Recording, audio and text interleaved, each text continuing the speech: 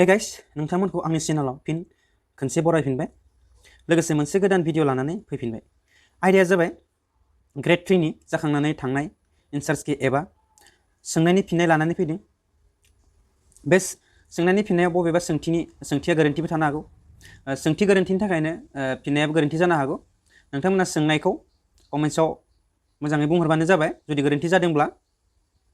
जुदि नोंथांनि चेनेलखौ दासिमबो साबस्क्राइब खालामाखैब्ला चेनेलखौ साबस्क्राइब खालामना आंखौ सापर्ट खालाम। आं बिदिनो नोंथांमोननि सेराव गोदान गोदान भिडिअ लानानै फैबाय थागोन। फैदो दाना गोलाव खालामालासिनो भिडिअखौ जागायनोसै। नाम्बार 1 कुइसन 1 to नाम्बारखौ आंसो होनानै लादों। बे सिरियाल नाम्बारा बेबायदि नङा। कुइसन पेपारजों 31 मार्च 2022 सिम गासै आसामाव मोनबेसे जिल्ला दङ? बिनि राइट एन्सारा जागोन 35।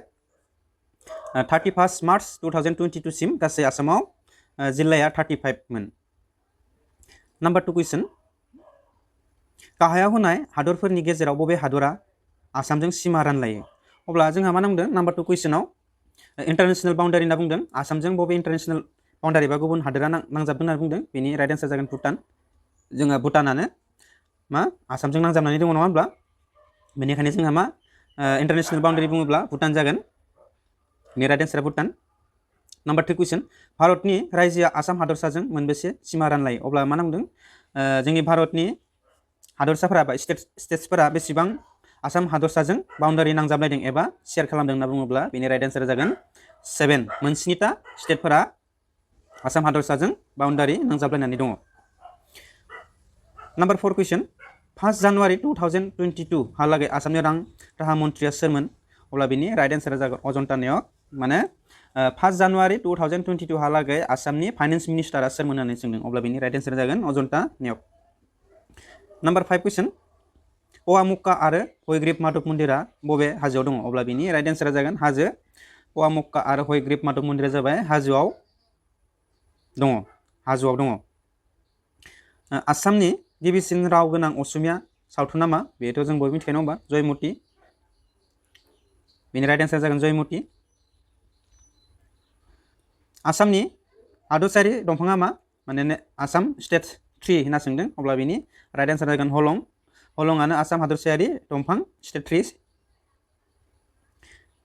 नाम्बार 8 कुइसन नेशनेल स्टक एक्सचेन्जनि गाहाय मावख'आ बहा दङ? अब्ला नेशनेल स्टक एक्सचेन्जनि हेडक्वार्टार जाबाय मुम्बाइआव दङ। बेनि राइट एन्सारा जागोन मुम्बाइ।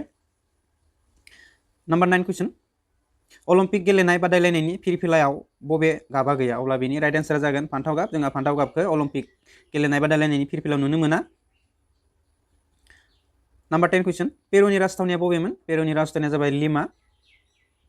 लिमायानो पेरुनि राजथावनि। थिग बेबायदिनो आङो 2020 गासैबो कुइसन्सफोरनि सायाव एन्सारखौ लानानै फैगोन। दा आं फुंनिखौ लाबोग्रोबाय आरो नेक्स्टआव बेलासिनिखौ लाबोगोन। नोंथांमोना चेनेलखौ साबस्क्राइब खालामनानै आंखौ सापर्ट खालामबानो जाबाय। फैदो दाना नेक्स्ट कुइसनाव बबे हादराव गिबि GST फोसावजेनग्रोनाय? बिनि राइट एन्सारा जागोन फ्रान्स। फ्रान्सआवनो गिबिसिन GSTखौ मा फोसावजेनग्रोदों एबा GSTखौ लागु खालामजेनग्रोदोंमोन। नाम्बार 12 कुइसन गाहायाव होनाय बबे आसामनि मोनसेल' रामसार साइट बिलो? अब्ला बिनि राइट एन्सार जागोन दिपर बिल। दिपर बिलआनो आसामनि मोनसेल' मा रामसार साइट बिलो। भलिबल मोनसे दोलोआव साबेसे गेलेग्रा थायो? बिनि राइट एन्सारा जाबाय 6 जन थायो नङा होमबा? जों बयबो मिथिखायो। नाम्बार 14 कुइसन जरहाटआव थानाय साहा बिजिरसंनाय फसंथाननि मुङा जाबाय टक्लाय टि रिसार्च इनस्टिट्युट। जोंहा जरहाट सोंदों नालाय बेनिखायनो बिनि राइट एन्सार जागोन टक्लाय टि रिसार्च इनस्टिट्युट। नाम्बार 15 कुइसन आसाम मेडिकेल फरायसालिमाया बहा दङ? अब्ला बिनि राइट एन्सारा जागोन डिब्रुगड़। अब्ला जोंहा मा नांदों आसाम मेडिकेल फरायसालिमा होनना सोंदों नङा होमबा? अब्ला जोंहाथ' बेयाव मा कुइसना माबायदि जाखो बेखौथ' बुंनो हाला। नोंथांमोना कुइसनखौ कमेन्ट्सआव बुंहरबानो जाबाय। जोंहाथ' गासै दा मा आसाम मेडिकेल कलेजआ मा 6टा दङ नङा होमब्ला? बेनि गेजेराव आरो 2 गोदान फोसावबावबाय। अब्ला जोंहा बबे मोनसेखौ सोंदों बेखौ मिथिला। खिन्थु गिबि होनना बुङोब्ला जोंहा मेडिकेल कलेज जोंहा डिब्रुगड़ जागोन। बिनि राइट एन्सारा बेसेबां दुंथायाव दैया गोबांसिनथार रोजाथि थायो होनना बुङोब्ला जोंहा 4 डिग्री। जोंहा 4 डिग्रीयाव मा दैया गोबांसिनथार मा जायो रोजाथि थायो। बिनि राइट एन्सार जागोन 4 डिग्री। नाम्बार 7 कुइसन नाम्बार 17 कुइसन गाहायाव होनाय दालांफोरनि गेजेराव बबे गंसेया सानजा जोबथासिनाव दङ?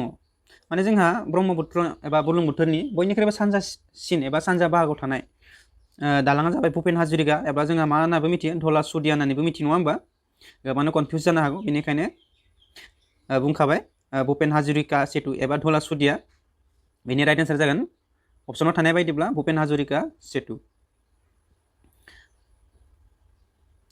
नाम्बार 18 कुइसन गाहायनि बबे दैमाया हिमालयनिफ्राय सोमजियाखै गाहायनि बबे दैमाया हिमालयनिफ्राय सोमजियाखै अब्ला जोंहा बेनि राइट एन्सारा जागोन नर्मदा। जोंहा नर्मदाखौ जों नुनो मोन्दों बबेनिफ्राय मध्य प्रदेशनिफ्राय जों मा जागायजेननाय नुदों जोंहा बेयाव हिमालयनिफ्राय सोंदों नालाय अब्ला जोंहा मोनब्रै अपसन होनाय दंमोन अपसनफोरा जाबाय सिन्धु गंगा यमुना नर्मदा अब्ला बेनि राइट एन्सार जागोन नर्मदा मानो होनब्ला नर्मदाया जोंहा मध्य प्रदेशनिफ्रायसो बोहैजेनदों एबा जागायजेनदों बेनिखायनो राइट एन्सार जागोन नर्मदा। गाहायाव होनाय बबे जाथाया 1919 मायथाइयाव जायाखैमोन अब्ला बेनि राइट एन्सारा जागोन बंग बोखावनाय बेनि राइट एन्सार जागोन बंग बोखावनाय। फैदो दाना नेक्स्ट कुइसन गाहायनि बबे दैमाया बराक हायेनाव दं अब्ला जोंहा बराक हायेननिसो सोंदों नालाय जोंहा बेयाव बेनि राइट एन्सार जागोन कुसियारा जोंहा बराक हायेननि दैमाया जाबाय कुसियारा जागोन बेनि राइट एन्सारा अपसनाव मा दङमोन आं गुबुननिसो सोंनानै कुइसनखौ खालामदों नालाय बेनिखायनो नोंथांमोना सोंनायखौ बुंबानो जाबाय खिन्थु बराक हायेनाव होननानै बुङोब्ला कुसियारा जागोन बेनि राइट एन्सारा। दिनै भिडिअ एसेबांनोसै भिडिअखौ नायनानै मोजां मोनोब्ला लाइक खालाम शेयार खालाम आरो नेक्स्टआव मा आयदानि भिडिअ लाबोनांगौ कमेन्ट खालामनानै बुंबानो जाबाय आरो नोंथाङा जुदि चेनेलखौ दासिमबो साबस्क्राइब खालामाखैबा चेनेलखौ साबस्क्राइब खालामनानै आंखौ सापर्ट खालाम आं बिदिनो नोंथांमोननि सेराव गोदान भिडिअ लानानै फैबाय थागोन आरो नेक्स्टआव बेलासिनि बाहागोखौ 20टा कुइसन लानानै फैगोन आरो आङो बिदिनो 20 गासिबो कुइसनखौ लानानै फैजोबगोन दिनैनि थाखाय एसेनोसै।